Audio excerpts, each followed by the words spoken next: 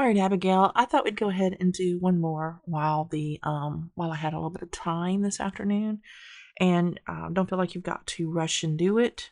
I'm just trying to get ahead of schedule so that you have everything you need as you need it instead of waiting for me. I hate it when students have to wait for me. I feel like I'm shorting them or I'm taking up their time. So I want you to be like pulling it and it there for you when you need it. So that's beside the point. I'm going to go ahead and do this today and send it to you. Don't feel like you have to do it today. You can do it on Friday, right? Okay, so lesson 101, 102. So this lesson 101 is about percent markups. It's not super difficult. It's really just how to think about the problem. And there's two ways to think about the perspective, from the perspective of the buyer and from the perspective of the seller. So the markup can be a percentage of the cost or a percentage of the purchase price. And so we're going to look at it from both ways. So let's look at the first problem here. The sedan retailed for $16,295. What was the purchase price? The purchase price is going to be the cost of the seller. All right. So the retail price is the customer's buying it for. The purchase price is what the seller paid for it. What was the purchase price if the car had been marked up 25% of the purchase price? So this is based on what it cost the seller because it's 25% of the purchase price. So we're going to write that problem like this. What it sold for, $16,295. Actually, I'm going to use words to wrap your head around it first. So it's sale price is equal to the purchase price plus the markup. Okay. Now, markup is where it changes. It's always going to be the sale price is equal to the purchase price plus the markup. The markup can either be a percent of the sale price or markup can be a percent of the purchase price. So markup is going to be one of these two depending upon what it asks in the question. In the question, it says markup is 25% of the purchase price, so we're going to use this one.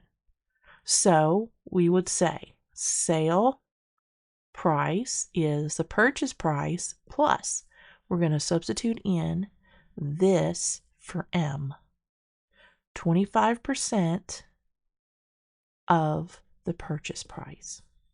Okay? Does that make sense? All right, so now we're going to convert everything into numbers. So at retail, that was a sale price, $16,295. That's equal to the purchase price plus 0.25, we turn that into a decimal, times the purchase price. So now we're going to add these together because they have the same variable. And actually, if you want, you can drop that $sign to make it easier to see. So purchase price plus 0.25 times the purchase price. So this is a whole variable with the invisible number 1. So 16,295 is equal to 1.25 times P. P being the purchase price. P is the purchase price or the cost to seller, right? That's the purchase. So now I can divide both sides by 1.25. Let me get my calculator. 16295 divided by 1.25. $13,036 is the purchase price. That is the amount that the seller paid for it. What was the purchase price? That's what it's asking for. So that's the number we're going to put in. 13, and it's dollars. So 13, comma 1.036. What was the markup? The markup is going to be this minus this. So 16295 minus 13036. 3259. So 3,259. And that's correct. All right, so this is always, always, always our formula, that the sale price or the retail price is equal to the purchase price or the cost to the seller plus the markup. The markup is what is always different. The markup could either be a % on the retail price or a % on the purchase price, and we have to decide which one that is. All right, let's look at the next problem. Let's see what it says. So the selling price is $78. Okay? If the markup was 30% of the purchase price, so the markup is equal to 30% of P. What was the purchase price and what was the markup? So remember, selling price is equal to the purchase plus the markup. So the selling price is $78, and we have a purchase price plus the markup, which is 30% of P. So 0.3 of P. So we have 1 plus 0.3, so 78 equals 1.3 P. Divide both sides by 1.3, and that tells you the purchase price. So 78 divided by 1.3 is $60. That is how much the retailer paid to sell it, or to buy it and then sell it. So what was the purchase price? $60. What was the markup? 78 minus 60, that's $18. See, these are not hard. You just have to remember your formula. So selling price is equal to the purchase price plus markup. The purchase price, we have the purchase price this time. And, all right, so markup, purchase price is equal to $2,100. And the markup is 60% of the selling price. So we don't have a selling price, we have a purchase price. So S is equal to $2,100 plus markup, which is 0.6 times S. So what I'm going to do is I'm going to subtract 0.6 S from both sides. Remember, this is 1S. That would cancel. So 1S minus 0.6S leaves 0.4S. I'm going to make that smaller so it doesn't look like a 5. And that's equal to 2,100. So if I divide both sides by 0.4,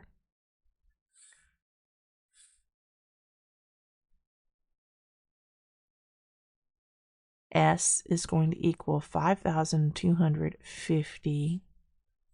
That is the sale price. So the selling price is 5,250, and the markup is going to be the difference between this and this. So you just need your calculator to say, come on calculator, 5,250 minus 2,100, 3,150. Oops. All right, and that's correct. See, these are not hard. They're not hard. You just have to remember your formula. Selling price equals, I have to remember the formula too, apparently. The purchase price plus markup. It's always that. Which one is markup? All right, sports car retail. So we got a retail. So it's going to be our selling price, 165.35. And what was the purchase price? We don't know. So that's 1P. That's really a bad one. That could be a 2. That could be a 7. We don't really know what that is. All right, so 1 I'm going to make P little just to make the difference because it's easier to see that way. The markup is 25% of the purchase price. So plus 0.25. I really don't know what I'm doing, do I? 0.25 P because it was of the purchase price. So 16535 equals 1.25 P. 1.25, 1.25, divide that. 16535 divided by 1.25. 13,228 is the purchase price. So 13,228. What was the markup? That's going to be the difference. So 16535 minus 13,228, 3307.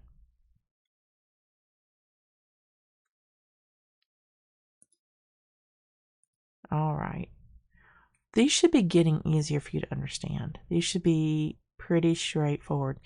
And if they are getting easy for you to see what we're doing, then just skip me doing the problem and do them yourself. And then fast forward until we get to the next lesson. That's all you got to do anytime we're doing one of these videos. If you don't want to see, what I'm doing, just fast forward. All right, so I'm not going to plug these in. I'm just going to keep going. A 70% markup of the purchase price. So the markup is of the purchase price. The markup is equal to 0.7 P. Made the selling price of the item 1666. Ooh. What did the store owner pay for the item? So purchase price plus markup, that's going to be 1P plus 0.7P. So we can skip those steps and just do this. Then divide by 1.7. And that's going to be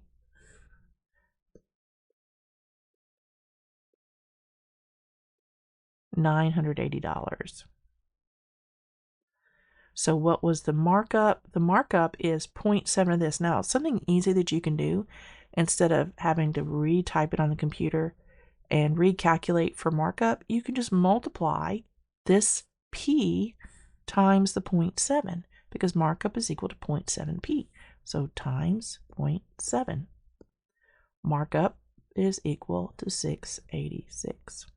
So 980, 686. Next question. I'm just going to leave this right over here. Selling price was $16.80.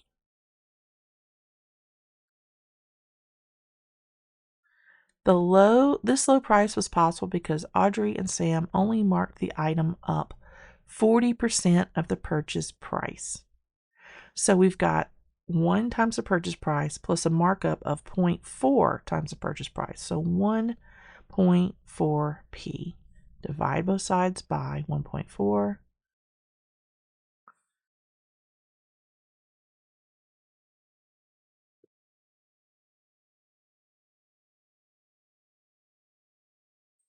So 1200 is P.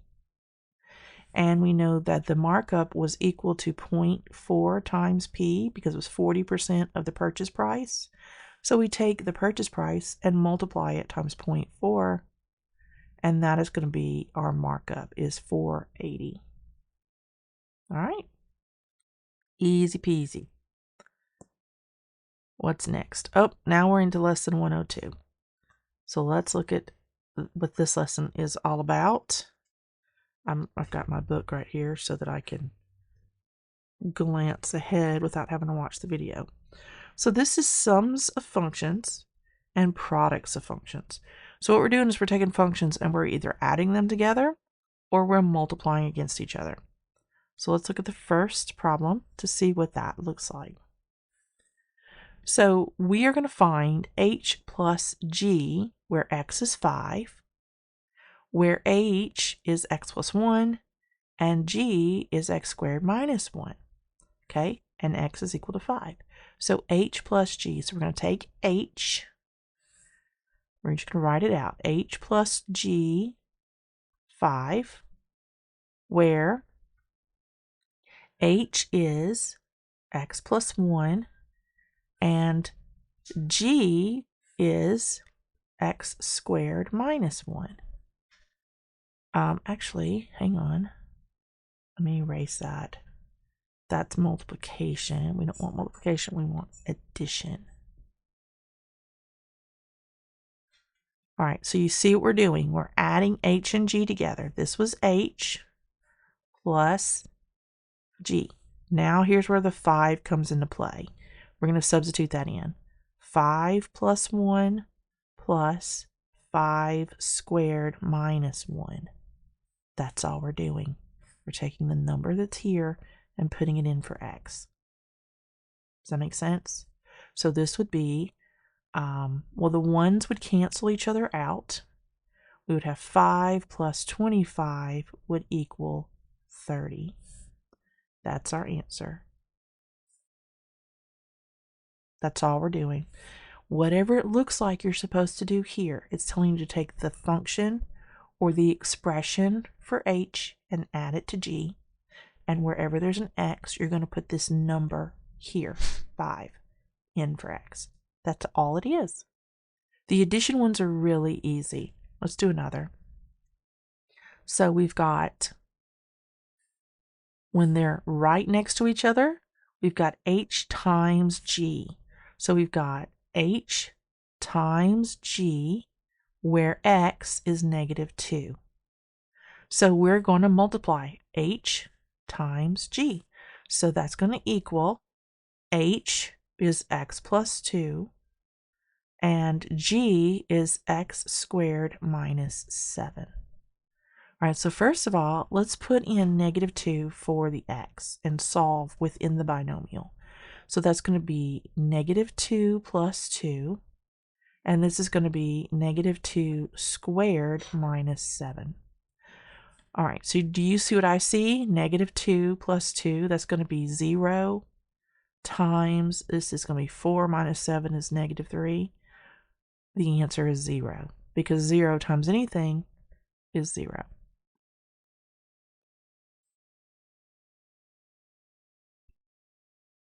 All right, this one, see, these are not hard. Here you've got another multiplication, f times g, where x is 6. So f times g, where x is 6. So we've got x plus 6 times x minus 4, right? And right now, it says domain is reals, domain is positive integers. So all that means is if you have a value that comes out to be a fraction or a decimal, this is the most limiting domain. We go with the most limiting domain. So if you have a fraction or a decimal that is your answer, the answer is an empty set. There's nothing, there's no answer. You would just use open and closed brackets. Let's see if we have that here though. All right, so 6 is the x value. So 6 plus 6 times 6 minus 4 is going to be 12 times 2 equals 24. That is an integer, positive integer, so we have, that is the correct answer. All right, let's do the next one. H times g is a -5, okay? So h times g and x is -5. So we have x plus 1 and we have x squared minus 6. So first of all, let's sub in -5. -5 plus 1. And then we have -5 squared minus 6. So that's going to be -4 times, that's going to be 25, minus 6 is 19. And our most limiting domain is negative integers. So we need to have a negative integer. -4 times 19 negative 76. And that is a negative number, so therefore it is in our domain, so it is a correct answer. Number 13. See how quickly these go when you understand what's going on. So we've got f times g, where x is negative 3, right? F times g, where x is negative 3. F is x plus 4. And g is x minus 1. All right, and reals, it's all the numbers, positive integers. If it's a positive integer, then it's true, or it's the right answer. Or it's an acceptable answer is what I should say.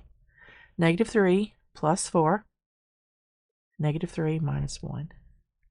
So we have 1 times negative 4. We have domain is a positive integer, so therefore we have an empty set. That would be the correct answer because this is not a positive integer. So we don't have any answers. So you can put empty brackets to show that there's an empty set there. All right, last one. F times G, where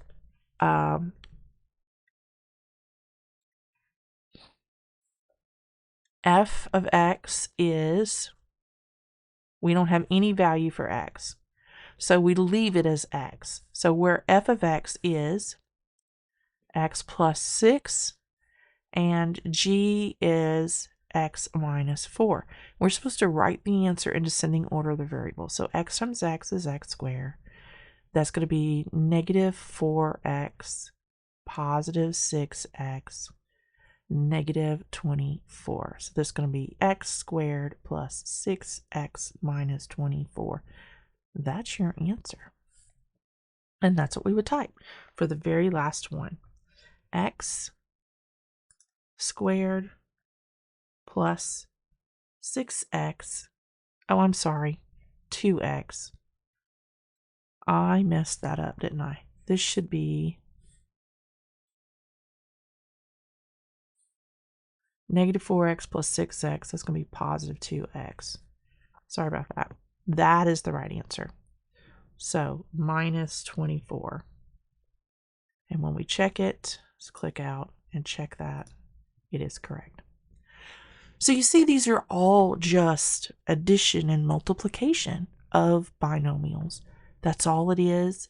The only thing you have to pay attention to is what is the most limiting domain, and does the answer fall inside of that domain? If it does not fall inside of the most limiting domain that you have, then the answer is this. We had a negative integer. Couldn't be negative. It had to be positive in order to fit into this domain. So it was an empty set, right? This one didn't give us a value for x. It just wanted the descending order of the variable, the answer, trinomial answer written like that, which is what we did. So super easy. Those two lessons are not difficult at all. I hope you see that this is starting a little bit easier as we get toward the end so you can get through it quicker. So don't stress out. And I will see you on Thursday and maybe Monday. Bye for now.